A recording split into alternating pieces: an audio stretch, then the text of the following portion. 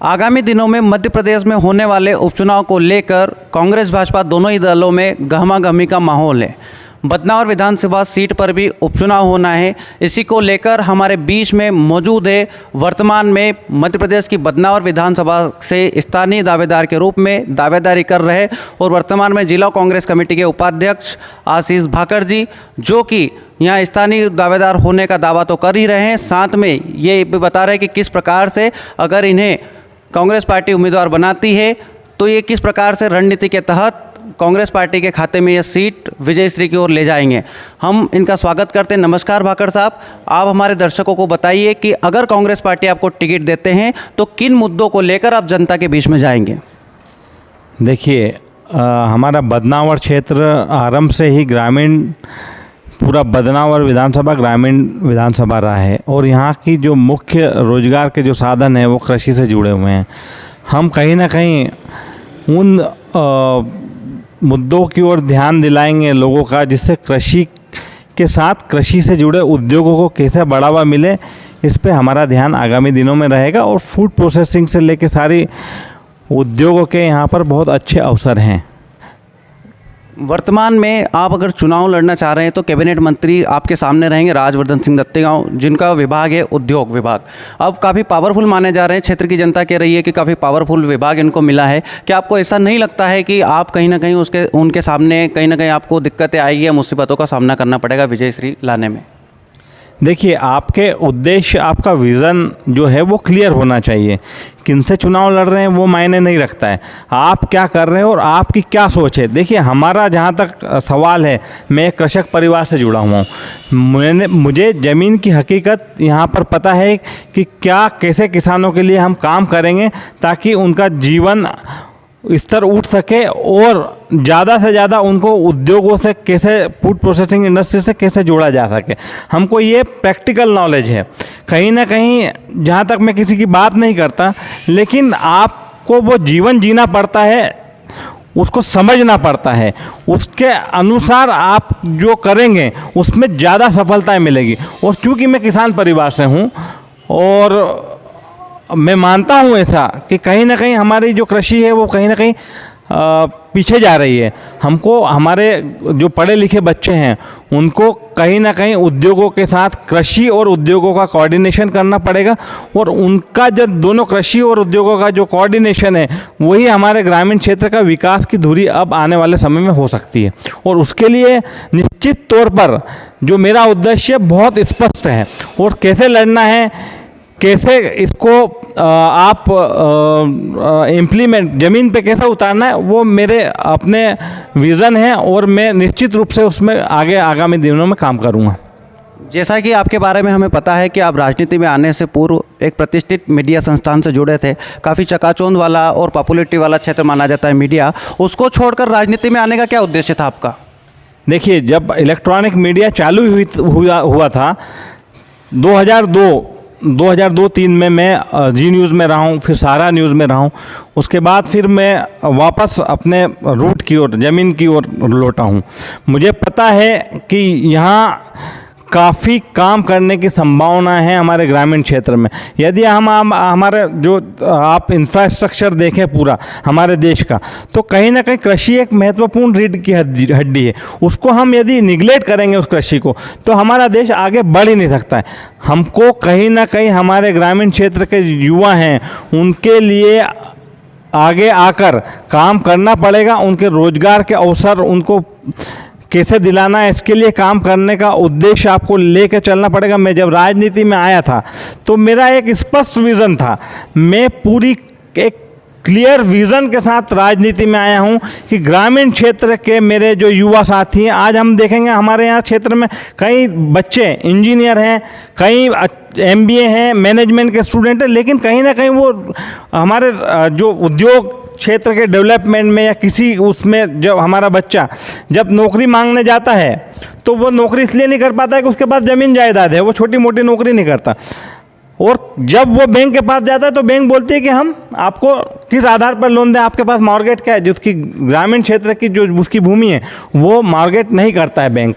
हम कहीं ना कहीं उस अधिनियम के लिए बात करेंगे जिसके तहत हमारे ग्रामीण क्षेत्र की जो भूमि है, कृषि भूमि, उसका कम से कम जो हमारी गाइडलाइन है उसका 50% लोन मिल जाए और वो उसको कृषि को और फूड प्रोसेसिंग को साथ में लेके और चल पाए। कहीं ना कहीं हमें उसके लिए बहुत लंबी लड़ाई लड़ना है। जो ग्रामीण और शहरी, रूरल और अर्बन का जो अंतर है लोन से लेकर सभी चीज़ों में, वो हमको मिटाना है। वो मेरी पहली प्राथमिकता उसी को लेकर रहेगी।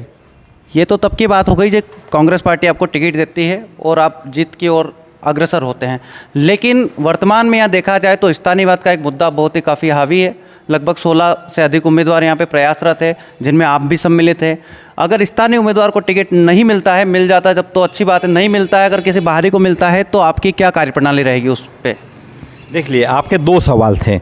आपने पहला सवाल पूछा कि आपको टिकट मिलता है या नहीं मिलता है।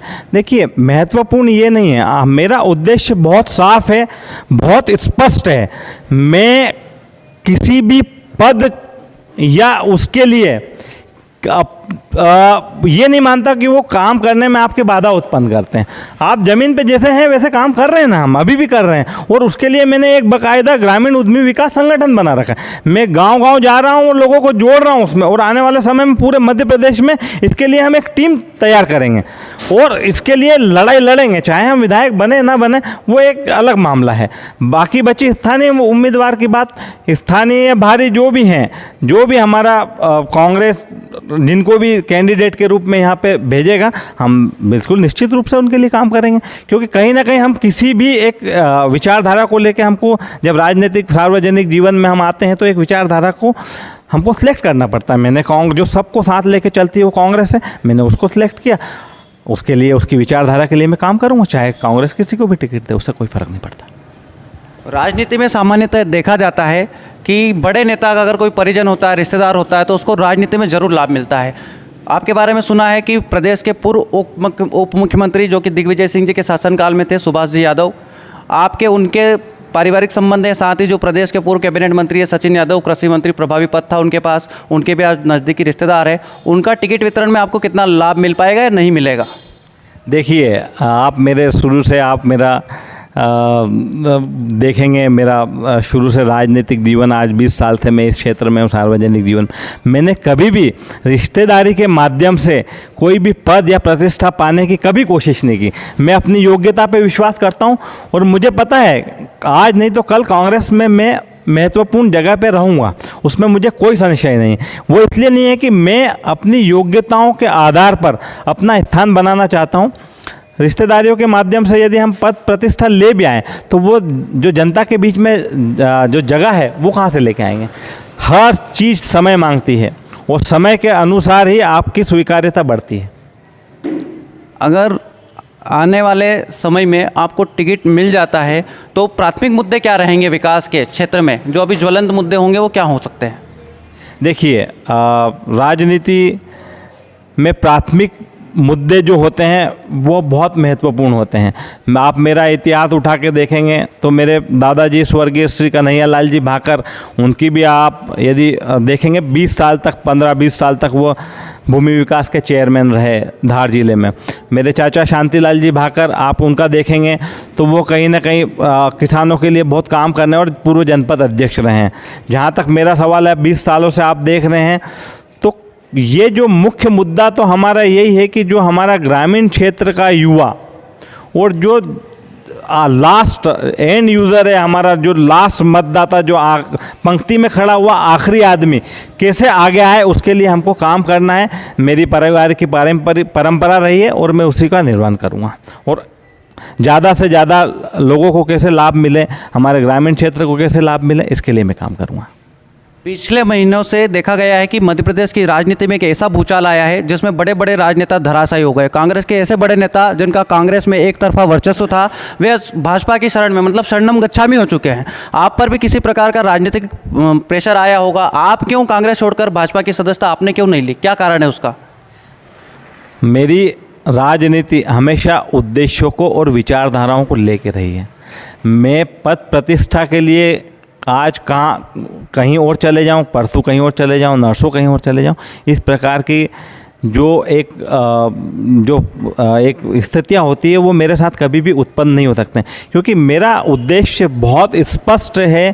कांग्रेस एक ऐसी विचारधारा है जो सबको साथ लेकर चलती है और वो जानती है कि सबका साथ जब तक इस देश की भागीदारी में नहीं रहेगा तब तक इस देश को कोई भी नहीं बदल सकता है।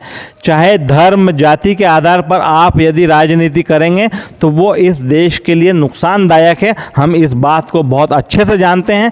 यहाँ पर हर आदमी यदि शामिल होगा, देश की तरक्की में भागीदार बनेगा, तभी ये देश एक सुंदर देश और तरक्कीशील देश बनेगा। यदि हम आज चीन के बराबर इकोनॉमी की बात करने या सपना देखते हैं तो वहाँ पर सबकी भागीदारी है। हमको भी यहाँ पर ऐसी व्यवस्थाएं बनाना पड़ेगी जो कांग्रेस ही दे सकती है, जिसके तहत हमको सबको साथ लेकर चलना पड़ेगा।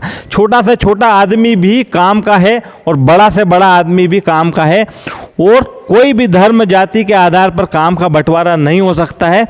इसीलिए कांग्रेस की विचारधारा से मैं प्रभावित हूं और मैं जानता हूं कि कांग्रेस की विचारधारा इस देश की विचारधारा है।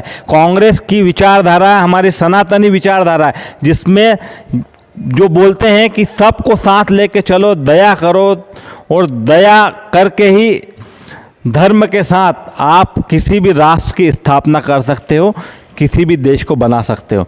यदि आप भेदभाव करेंगे तो बहुत आने वाले समय बहुत संकटकालीन समय रहेगा हमारे देश के लिए। और मैं भारतीय जनता पार्टी के उन विचारों से सहमत नहीं हूँ जिसमें वो देश को बांटते हैं, लोगों को बांटते हैं। आपस में लड़कर कभी भी देश का विकास नहीं हो सकता है। जितना मैंने आपको सुना और समझा उसमें मैं एक निष्कर्ष निकालता हूं कि आपको कट्टर कांग्रेसी मान सकता हूं। साथ ही आपसे एक सवाल पूछना चाहूँगा कि वर्ष 2003 से, मतलब मैं मान सकता हूं जब से आपके राजनीति का पदार्पण हुआ था तब से लेकर 2018 तक लगभग 15 साल बीजेपी की सरकार रही थी प्रदेश में, और मात्र 15 महीने रही थी कांग्रेस की सरकार। इन दोनों सरकारों में आपने क्या अंतर पाया? देखिए, हमारा कांग्रेस का शुरू से ही कॉन्सेंट्रेशन किसान था। पहले ही जो कमलनाथ जी ने पहला जो कोई साइन किया है तो वो किसानों की कर्ज माफ़ी का मामला था, जिसको उन्होंने सबसे पहले साइन किया। तो कहीं ना कहीं कमलनाथ जी को और कांग्रेस को किसानों की चिंता है, उनको जीवन के स्तर को कैसे आगे उठाया जाए वो जानते हैं। हमारे गांधी जी बोल गए थे कि जब तक ग्रामीण क्षेत्र का आदमी, जिसमें हमारी 70% आबादी कृषि से जुड़ी हुई, उनको साथ में लाकर खड़ा नहीं करेंगे तब तक देश का विकास नहीं हो सकता है।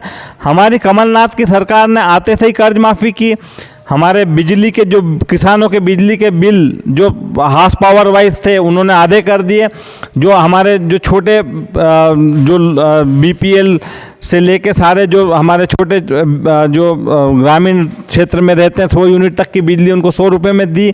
हमारे जो कन्या विवाह था उसके लिए राशि 51,000 रुपये की, और गौशालाएँ बनवाई।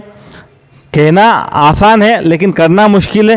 कांग्रेस ने गौशाला बनवा कर ये सिद्ध किया कि हम भारत की संस्कृति से जुड़े हुए लोग हैं, और कहीं ना कहीं हम दिखावा करना एक अलग बात है, लेकिन भारतीय संस्कृति की रक्षा करना, गौ माता को कैसे पालना, इसके लिए हमने काम किए हैं। और आगामी हमारे कमलनाथ जी अभी भी चुनाव जीतेंगे आने वाले समय में, और हम आगे और भी इसके लिए काम करेंगे। गौशाला और मंदिर निर्माण और इनसे संबंधित जितने भी चीज़ें हमने, आप देखिए जब राम मंदिर का निर्माण हुआ तो कमलनाथ जी ने स्पष्ट रूप से जब उन्होंने बोला कि आप जो है हम हनुमान चालीसा करेंगे, और किसी धर्म पर किसी का एक का अधिकार हो ही नहीं सकता है।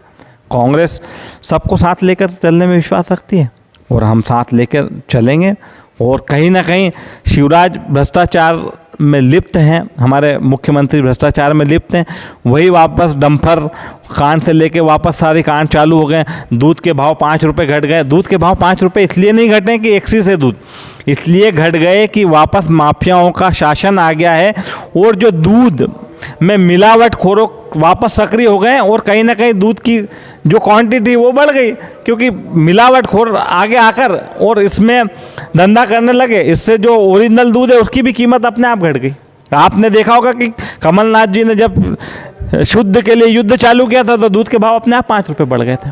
तो ये अंतर है, बेसिक अंतर। आप यदि भ्रष्टाचार को रोकेंगे, आप यदि मिलावटखोरों को पे लगाम लगाएंगे तो किसानों का भला अपने आप होगा, उनके फसलों